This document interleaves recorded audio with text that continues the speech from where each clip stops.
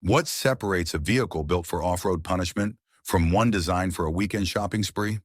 Today we're going to explore the raw, brute strength of vintage 4x4s, machines like the Jeep CJ7, International Scout, Ford Bronco, Chevy Blazer K5, the first-generation Range Rover, and the Toyota Land Cruiser. These were not pampered mall crawlers, but steel-hearted warriors forged for the wild, and their stories shame the cushy SUVs of today. Let's begin with the Jeep CJ7, a direct descendant of the World War II Willys Jeep that helped the Allies conquer rugged terrains across Europe and the Pacific. Produced from 1976 to 1986, the CJ7 was a civilian evolution of that military legacy, retaining a no-nonsense design built for off-road dominance. Its frame was a robust ladder-type chassis constructed from steel to withstand the punishment of trails and rocks. The CJ7 offered two primary engine options: a 258 cubic inch inline, six producing 110 horsepower and 195 pound-feet of torque, or a 304 cubic inch V8 delivering 150 horsepower and 245 pound-feet of torque. These powertrains were paired with a 3-speed manual transmission as standard, though a 4-speed manual or 3-speed automatic were available. The drivetrain featured a part-time 4-wheel drive system with a Dana 20 transfer case, offering a low-range gear ratio of 2.62 to 1 for crawling over obstacles. Manual locking hubs on the Dana 30 front axle allowed drivers to engage 4-wheel drive only when needed, preserving fuel on paved roads. This was a vehicle that demanded driver involvement. There were no electronic aids, no traction control, just raw mechanical simplicity. Its suspension relied on live axles with leaf springs front and rear, providing 7 inches of ground clearance, enough to clear most obstacles. The CJ7's short 93.5-inch wheelbase made it nimble, perfect for tight trails, but it sacrificed stability on highways, a trade-off for its go-anywhere spirit. The International Scout, produced by International Harvester from 1961 to 1980, entered the fray as a direct Jeep competitor. The Scout 80 and Scout 2 bookend its run, with the latter being the more robust. The Scout 2's steel ladder frame supported a body that could be a hardtop or convertible.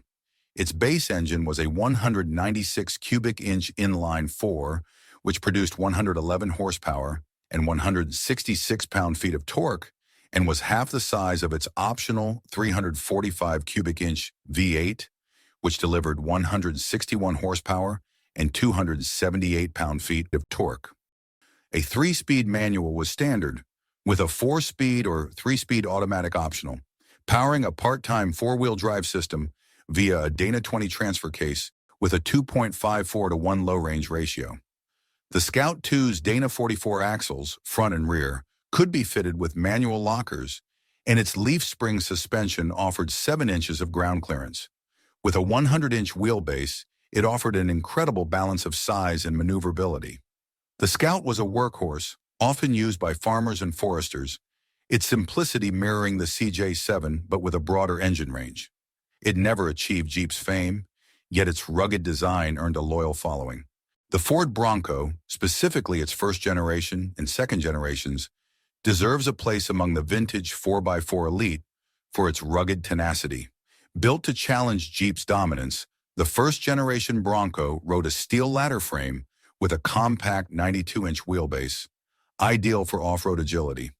Its powertrain began with a 170 cubic inch inline 6, which produced 105 horsepower and 158 pound-feet of torque. But the later 302 cubic inch V8 that produced 205 horsepower and 300 pound-feet of torque gave it muscle. A 3-speed manual transmission drove a part-time 4-wheel drive system via a Dana 20 transfer case with a 2.57 to 1 low range. The Dana 30 front axle and Ford 9-inch rear, both with optional manual lockers, gripped terrain, while coil springs up front and leaf springs out back offered 7.5 inches of ground clearance. The second generation grew to a 104-inch wheelbase, sharing the F100 truck's chassis, and swapped coils for leaf springs up front. It stuck with the 302 V8 or stepped up to a 351 cubic inch V8 that offered 158 horsepower and 262 pound-feet of torque, and was paired with a 3-speed manual or automatic and an NP205 transfer case that offered a 1.96 to 1 low-range gear ratio. Both generations embodied a bare-knuckled ethos: steel bodies, no electronic crutches, just driver and machine versus nature. Today's Broncos, with their plush interiors and auto everything, make the old ones smirk. Another legendary 4x4, the Chevrolet Blazer K5, was introduced in 1969 as General Motors' answer to the growing off-road market dominated by Jeep and Ford's Bronco. Unlike the CJ7's compact stature, the K5 was a full-size beast, built on the same platform as Chevy's CK pickup trucks. Its body-on-frame construction used a steel ladder chassis, and early models featured a removable fiberglass top, echoing the open-air freedom of its rivals. The K5's powertrain lineup was broader, starting with a 250 cubic inch inline 6 generating 150 horsepower. But the star was the 350 cubic inch V8, producing up to 255 horsepower and 350 pound-feet of torque in later configurations. Transmission options included a 3-speed manual, a 4-speed manual, or a 3-speed automatic, feeding power to a part-time 4-wheel drive system. The NP205 transfer case, with its 1.96 to 1 low-range ratio, was a cast-iron unit renowned for durability, often found in heavy-duty trucks. The K5's axles were a Dana 44 up front and a GM 12-bolt rear, both with manual lockers available, giving drivers control over traction in mud or sand. With a 100 to 6.5-inch wheelbase, the K5 offered more interior space than the CJ7, but lost some agility off-road. Its 8 inches of ground clearance and leaf spring suspension made it a capable climber, though its size meant it was less suited to narrow trails. The Blazer K5 was a brute, built for towing and hauling as much as battling the backcountry. Across the Atlantic, the first-generation Range Rover emerged in 1970, bringing a touch of British refinement to the 4x4 world without sacrificing capability. Unlike the American entries, which traced roots to wartime utility, the Range Rover was designed from scratch as a civilian vehicle, blending off-road prowess with on-road comfort. Its chassis was a steel ladder frame, but the body was aluminum, reducing weight and resisting rust, a clever engineering choice. Under the hood sat a 3.5-liter Rover V8, derived from a Buick design, producing 135 horsepower and 205 pound-feet of torque initially, later bumped to 155 horsepower. This engine, paired with a 4-speed manual transmission and a full-time 4-wheel drive system, a rarity at the time, via a 2-speed transfer case with a 2.35 to 1 low-range gear ratio. The Range Rover's axles were live units with a unique feature: a manually lockable center differential, allowing power to split evenly between front and rear when traction faltered. Coil springs replaced the leaf springs of its peers, offering 8 inches of ground clearance and a smoother ride, though they flexed less under extreme articulation. With a 100-inch wheelbase, it struck a balance between the CJ7's nimbleness and the K5's stability. The Range Rover could ford rivers and climb hills, yet its carpeted interior and leather seats hinted at luxury, foreshadowing perhaps the mall-bound fate of modern SUVs. Halfway around the globe, Toyota's FJ40 Land Cruiser embodied Japanese durability in a package that rivaled the Jeep's wartime grit. The FJ40 was a body-on-frame design with a steel chassis and steel body, available in short, medium, and long wheelbases.